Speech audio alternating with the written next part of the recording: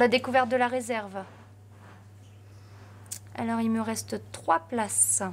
C'est 8 € par personne. Voilà. Donc, ça dure 2 heures à peu près. Oui, oui, vous réglerez sur place. Oui. Ouais.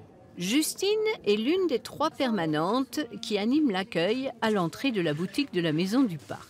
C'est un petit peu le passage incontournable, on va dire, quand on arrive en Brenne pour avoir les informations sur les randonnées, sur ce qu'il y a à voir, à faire, etc. À l'année, on a à peu près 70 000 visiteurs. Donc la saison aujourd'hui est assez allongée en fait, hein. C'est-à-dire qu'on a à partir de un petit peu avant Pâques jusqu'à la Toussaint, on a vraiment du monde constamment.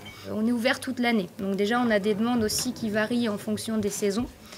Donc c'est là aussi que c'est assez intéressant, hein, parce qu'on va rencontrer vraiment différentes personnes sur des demandes vraiment variées. Nous, on a un autre travail aussi un petit peu l'hiver, puisqu'on a un petit peu moins de monde. On travaille sur la partie documentation donc, touristique. On prépare la saison suivante avec tout le contact avec les prestataires, etc.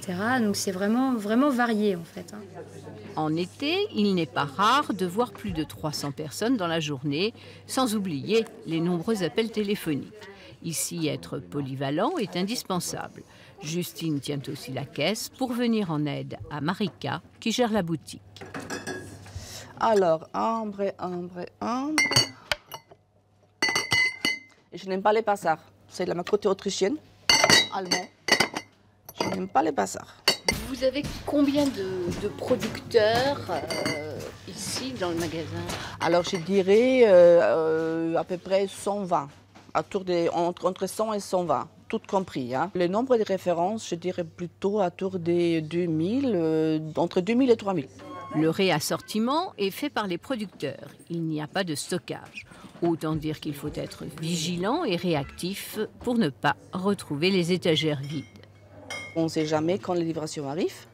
Et parfois, ça peut arriver tout en même temps, comme c'est arrivé il y a 10 jours. Ou ça peut qu'ils ne peuvent pas livrer, ça arrive compte-coûte. C'est vraiment un petit peu compliqué à prévoir. Marika, qui possède l'avantage de parler plusieurs langues, s'occupe également d'accueillir les visiteurs.